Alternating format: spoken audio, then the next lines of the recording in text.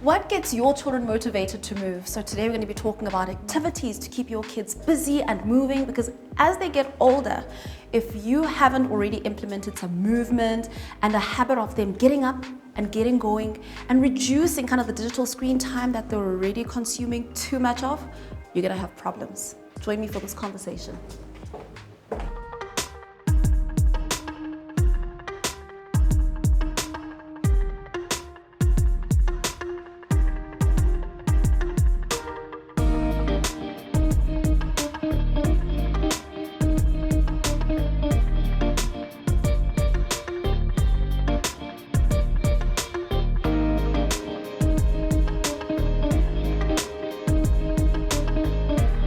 Childhood obesity has become a growing global epidemic. And in South Africa, it is estimated that by 2030, if we continue with our current lifestyle choices and at the rate we are going, at least 3 of every 5 children will be obese. Research also indicates that inactive children are likely to become inactive adults, which makes them susceptible to developing life-threatening conditions and diseases, such as heart disease and cancer. This is why it's important to encourage exercise and keeping fit from a young age. Joining us for this conversation is mom and fitness expert Reneilwe Kgengwe, sharing her tips and expertise, as well as how our children can get off the couch and live healthy and fit lifestyles. Thank you so much for joining us. Thank you. What an honor. I'm really so grateful to be sitting down with you today. I'm excited because I think they're currently on school holiday, right now as we're recording this. And it's so hard to get past the "Mom, I'm bored" without literally wanting to strangle them. You can run around, you can play. That is so true. I mean, earlier when we chatted, I mentioned that I have the same problem at home. I've got a 7-year-old, and all that I hear is, "Mommy, I'm bored. What can I do next?" And I'm like, just go outside and play, or just run around with the dogs. You know what I mean? So it has become an issue. The kids get bored easily because of screen time a lot. So I personally in the house, Khotso knows that during the week, no screen time. So we only do screen time 20 minutes on a Friday, 20 minutes on a Saturday, 20 minutes on a Sunday. In that way, what I try to do personally is to get him to be outside, playing with the neighbors' kids, especially if you are in an environment that is nice and enclosed and safe. And then also do a lot of outdoor activities with him. But you want to keep them exciting and playful, because the kids, that's all they want to do, just play. I mean, there's a lot of school demands also with these kids, right? Everything is on digital now, and we know that for a long time during lockdown, we allowed them to have all the screen time. Now all of a sudden we're asking them to get busy and get fit, and get out. Never mind get fit. For now, we're trying to just get them out and busy. How do we then slowly transition them into outdoor activity? I think the best way, which I personally do, so I'll be sharing a lot of my own personal experiences, because as a mom, I have to also think out of the box, you know. I always plan something, and I think planning it ahead as well gives them time to kind of get excited about it. So if we say, for example, on Saturday, he likes to exercise with me. And I always think about exercising as a family time, because a lot of times you find that mom is busy, push up, and Buntle comes and jumps on top of me, and I'm like, "Oh, Buntle, get off, you're disturbing me."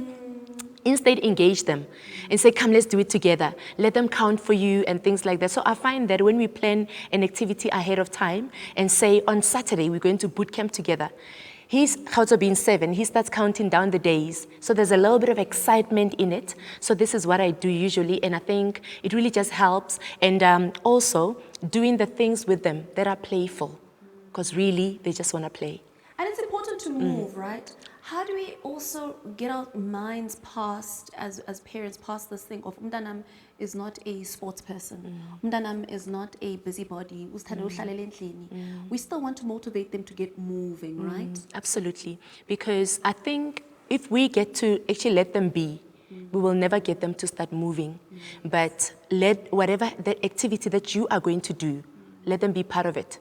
I know, for example, when I start exercising and I've got a squat challenge with the girls and we're counting ourselves down, Khotso wants to be part of the squat challenge, so he can count me down. And then also the fun thing that I like to do is when I know that we get into like halfway of 100 squats, and then I start saying, yo, I'm so tired. And then he'll say, oh, mommy, I'm doing it better than you. So it's all about engaging them and let them be part of it and feel like they are actually leading the whole activity. And then, I find that to be really, And how important is our influence in us modeling this active life for our children? Because it's not just about get out, go, go exercise or go run around or go be busy doing anything other than the digital time. How important is it for us to model it? Like you said, you have this nice build up in your home and creating kind of schedules around movement. So we have to be the best role models for them. If I'm used to running and he knows that mommy does actually go running, if I do say go run, it's easy for him to go run. But if I'm going to say go run, but I'm sitting there with the remote or the TV, it's unlikely to happen. So we have to be the example and really engage them. If he's saying go walk the dogs with him so that he's used to, mommy also walks the dogs. So it's my turn now to walk the dogs, that kind of thing. So it's always about us becoming the best, best examples for them so that they're able to can just reciprocate. So it doesn't look like it's a duty or it doesn't look like it's a chore, but rather part of the family's lifestyle, right? Absolutely, absolutely. And how do we slowly work it in? How do we practically build in those kinds of schedules into our home? Where can we start? You know what? I will say start with a walk. Take walks. Walks are quite easily to can do because it doesn't feel like it's an activity or it's a chore. I do a lot on Sundays. We do park. So this is where I'll say to him, put names of parks in a head just to make it exciting. So he picks a certain park and then he looks forward to whatever name that he's going to pick out.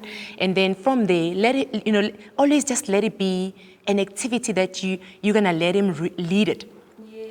So I find that when they're leading, they always feel like they are superior in it, So that's what I always do. I always just let him lead and then he finds excitement in all of that. And that's how but really, to be quite honest, getting back to what you just asked is starting with the walks.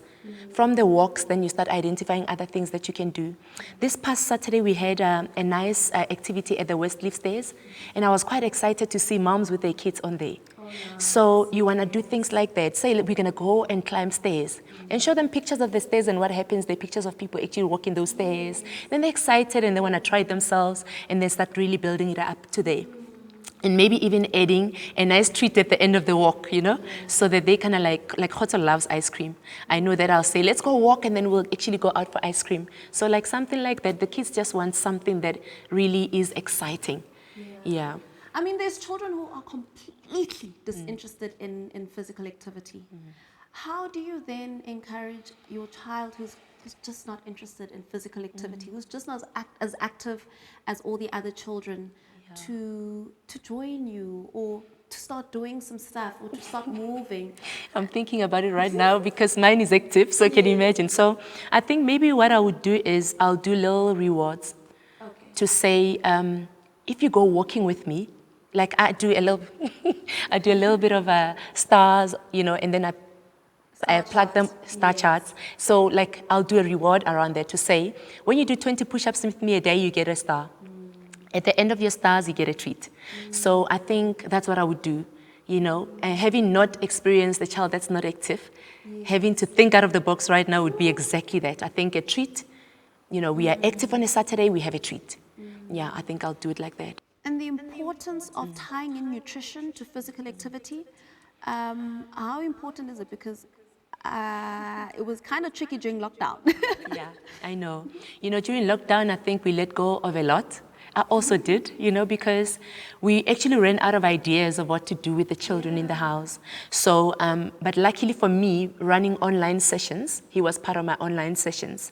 So that helped in terms of keeping him active. But nutrition is very key. I always say it's 20% exercise, 80% nutrition. And it goes for them as little as they are. And, in Tswana, there's a word, a saying that says, "Le ojwa le sa le metsi." And it just simply means that, you teach them while they're still young. So nutrition is just as important. If I want him to have carrot, I must start having the carrot and showing him that it's important to have carrot. So what I do personally, Every week, I do my grocery shopping. I don't do the whole month in advance. I do every week. And then I go with him. And I'm like, let's pick the green vegetables. Yes. Then we pick. Let's pick the yellow, we pick the yellow. Let's pick the red, we pick the red. When I cook, I engage him. Because I noticed that, as you know, he's, especially Khotso, because now Buntle is still just one, but you find he was very picky. So I had to now learn ways on how to engage him. And I realized that when I show him the fridge and I say, let's pick one orange, he picks. Yes. Let's pick one green, he picks. He'll actually even give me ideas. Sometimes I'll be wanting to make like maybe a chicken a la king or something, and he'll say to me, no, mommy, with this, how about some mince? Yes. And then involving him. So involving the kids helps as well, because when you involve them, they feel like they made the meal. So as a result, they want to enjoy it, you know? Because especially when you have a picky child, you'll find that you struggle with anything that you put on the table. I mean, I've had many instances where I'd cook for Khotso and I have to put it in the bin because he didn't eat. Yeah. And when I brought that idea, I promise you, it solved everything. They eat because now they're investigating all this that and they made it. Yes, they picked it and they made it all work and come together. Absolutely, yeah. Can you walk us through some nice, practical, I think, let's just say we're stuck in the house. Yeah. It's, God forbid, lockdown again. We're kind of at home, and I want to get the kids moving. Yeah. What are kind of some physical exercises that we can do? Let me tell you what happened. So last week we had, for the Easter weekend, we went to Durban. My sister lives in Durban, and we took the kids to the park and the dam and everything. I promise you, because of consciously and all the time doing this specific exercise, Khotso was like to my sister's kids, come, let's do jumping jacks. So that's one of the exercises that I love the most, and I actually will say to him, do 100 jumping jacks. You know what I mean? So that would be an easiest one to do. I don't know if you want to do some with me, or do you want me to just demonstrate? Okay, I mean, let's do it. Why not, you know? So yeah, so we'll demonstrate just a few that are easy to do. And it's always about repeating them. So you can do like 1 minute of each and then repeat all 4 or 5. Okay. But we always say that between 3 and 7 years old, they must at least get a physical activity of 30 minutes that breaks a sweat. 30 minutes. Okay.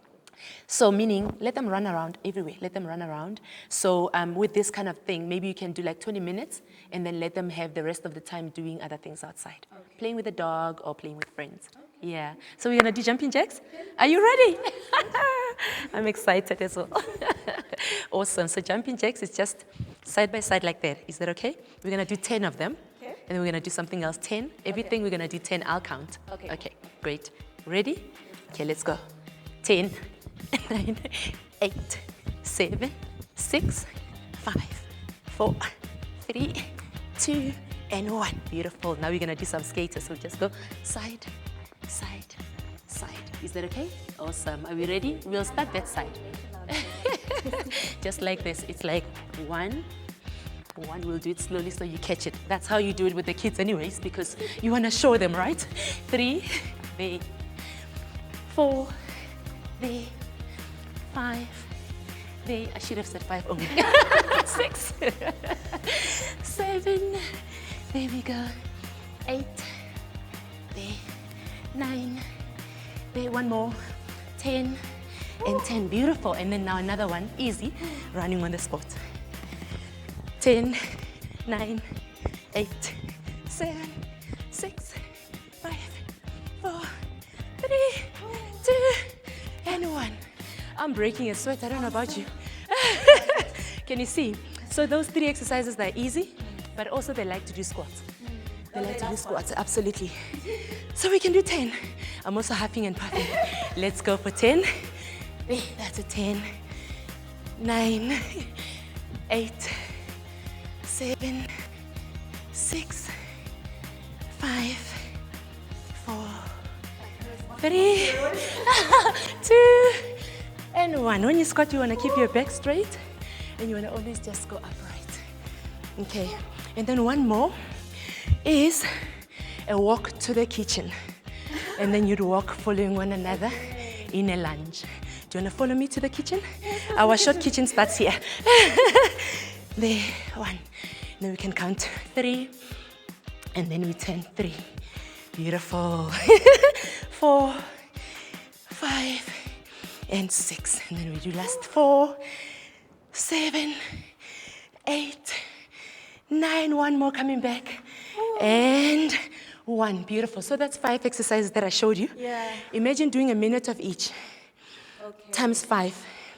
That's already, it's a long time. And resting, of course, in between and staying hydrated. The kids have got things to do.